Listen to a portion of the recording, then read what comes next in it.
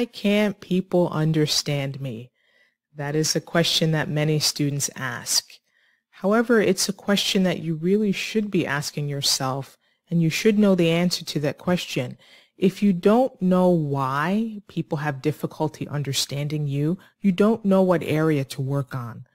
So let's look at some of those reasons possibly why people can't understand you. I will start with the obvious, your accent. Nothing wrong with an accent. Accents are beautiful. They can be very pleasant to listen to. But if it's too strong, then it can interfere with understanding. So you need to work on reducing that accent. Another thing that could be interfering with people understanding you is your stress. The stress of the words that you pronounce, or the sentence stress. The stress essentially comes down to intonations, these ups and downs. You do have to remember English is a stress time language, so we have irregular ups and downs. You might be trying to match that with your native language. It could be a syllable time language. For example, Brazilian Portuguese is syllable timed, which means they have a very regular rhythm or regular beat. So when you try to speak English, sometimes you struggle with trying to find the sound or the rhythm of English. So you might have to work on that. Also the speed. Some languages are spoken very quickly. English is a language best spoken slowly. So don't rush. And when I find that students adjust their speed, when they slow down, it makes a world of difference. You can suddenly understand them a lot better. Could you also be disorganized? That could be an issue. You don't know how to move from one idea to the next. You're not using transition words. A word that I love and probably use too much is also, but I find it's simple enough where the students know that I'm moving to the next idea. Because you can suddenly be talking about the coffee that you had in the morning, and then now you're talking about emailing people, and suddenly you're talking about your dog, and now you're talking about your son, and the listener found it hard to keep up with you because they didn't know when you were moving.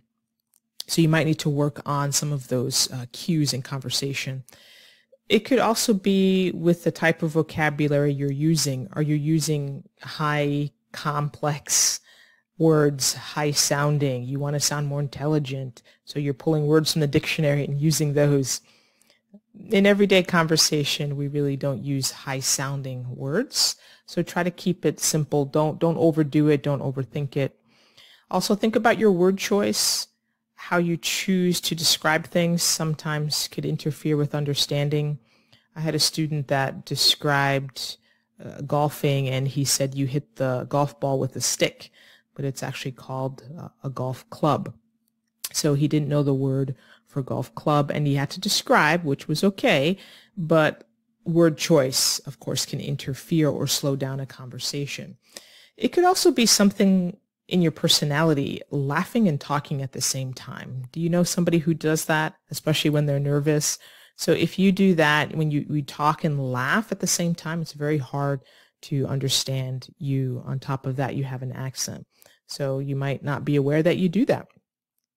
Volume, this is a big one. Volume, just speak louder. Some students, because you're shy or you're afraid, you speak too low and people have to lean in to understand you.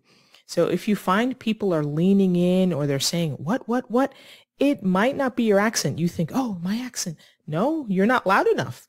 So just improving the volume, chin up, speak out, can actually really help with understanding. So of course there could be other reasons, but these are a few that you need to think about. So self-examination,